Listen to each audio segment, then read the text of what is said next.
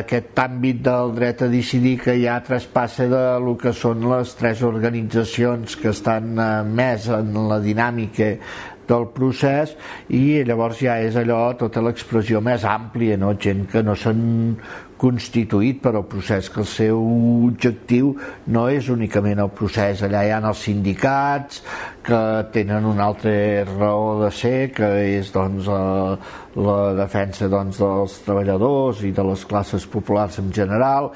Hi ha entitats de tots els colors i que ja és molt més enllà del que és la gent que forma el nucli dur